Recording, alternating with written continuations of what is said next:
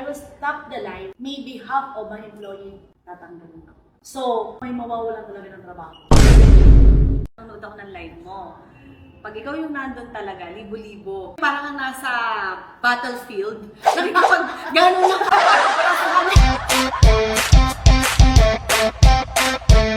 Hello, madam! Kung meron po kayong diamond na hindi nyo talaga ever kayang ibenta, ano po iyon at bakit?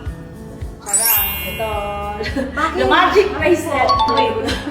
Sumasakit yung mata ko, sobrang kinakain. Ito sa yellow gold ako. This is one carat each stone. Sobrang brilliant. Kasi yung pang-selling ko, pinagbebenta na nila. Yung mga staff ko eh. Pag may nangangailangan, pag may naghanap ng customer, bibenta nila. So, tapos palit ako ng bago. Pero ito talaga kasi, hindi ko siya gustong ibenta kasi this is customized. Yung pinagawa ko to, yung mga diamond stones, parang all-in, nakuha ko siya ng mura. Sana all. Nakuha ko siya, yung cost ko nito. Talagang mababa lang, pero ngayon grabe, ilang kaya siya. This is nasa 30 karat ata to. Wow! 1 each. Kaya pala, madam, nakakabula. Tapos, Sobrang malaki, grabe. pinagawa ko pa siya ng Japan gold. Oh, Solid yung- nasa almost, okay. ano to, 40 grams ata or 50. Halata naman. So, isa pa, yung diamond sobrang mahal na. Yes, Yung sobra. ginto ngayon, magkano reklamo. Sobrang So, mahal. talagang worth ito. Meron po ba kayong client na talaga nagpaantig sa puso nyo na hindi nyo talaga makalimutan yung kwento hanggang ngayon? Actually marami, pero isa to sa talagang hanggang ngayon hindi ko makalimutan. Meron isang household staff na nag-chat sa amin no, na thank you so much daw. Grabe na yung happiness niya kasi nanonood siya sa akin. Sabi niya, iniisip daw niya before, ang kaya lang kasi talagang bumili ng mga diamonds or natural diamond is yung mga boss niya. Tapos nanonood lang siya. Nung nag-try siya sa akin, bumili siya ng, yung mga meron kasi tayo mga mura doon before, di ba? Yung mga mura kasi mga Yes, naabutan ko yun. ikaw. Bumili talaga siya noon. Tapos nung dumating sa kanya, iba daw yung feeling niya. Para daw siyang sobrang saya na. Sabi niya, I'm so proud. Kasi parang hindi ko kailangan maging ganito kalaki yung pera ko para makasuot ako ng national diamond. Kaya po talaga pumatak sa inyo. Yes. Ibig sabihin na kahit po yung low yung income, kayang Yes. ma-afford Actually, yung natural diamond. Isa yun sa talagang purpose namin na parang sabi ko, yung diamond, yung jewelry, natural diamond, can be rich. Hindi lang po yung Yes. talagang Kasi- alta. Kasi yun talaga before yun ang ano eh, Yung po yung gold. yung market, before kasi, ang market ng diamond siguro, I don't know, yung mga nagpupunta sa diamond, kasi talagang yung pinaka-nunuan natin ng mga business people, ang purpose nila is para sa mga tao nasa altang mga alta. Yes. So ngayon, ang purpose ko naman is medyo ibaba siya na talagang above lahat ng tao.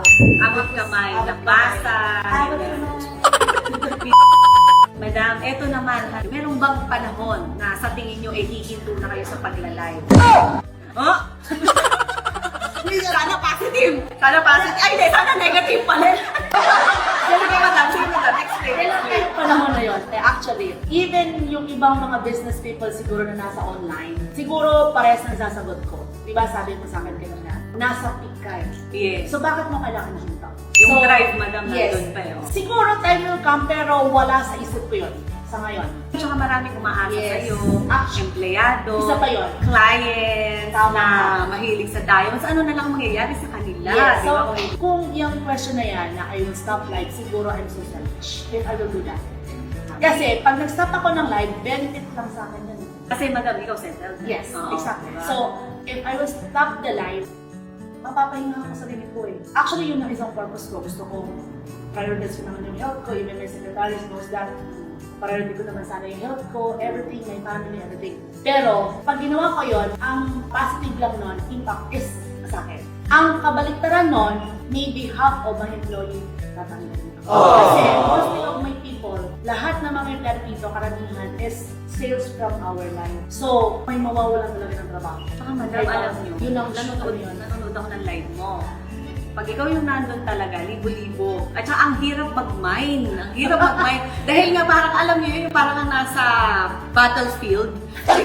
Gano'n na. Hindi mo totoo. Parang ka talaga nakikipag-brasahan. Napakaraming nagmamine. Minsan nakikita ko pa yung comment. Ito, real talaga to, real.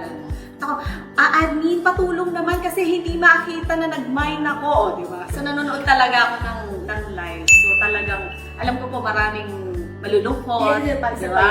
marami talagang mga customer din na even yung mga customer kasi natin nasa middle age up to medyo late age, di ba? Yung may mga tao na hindi na sila nanonood ng TV, yung mga oldies natin. Ako lang pinapanood. Parang I'm their happiness. Yes. So siguro po, di ba? Sa ano yung happiness ko ng every Wednesday tsaka Sunday?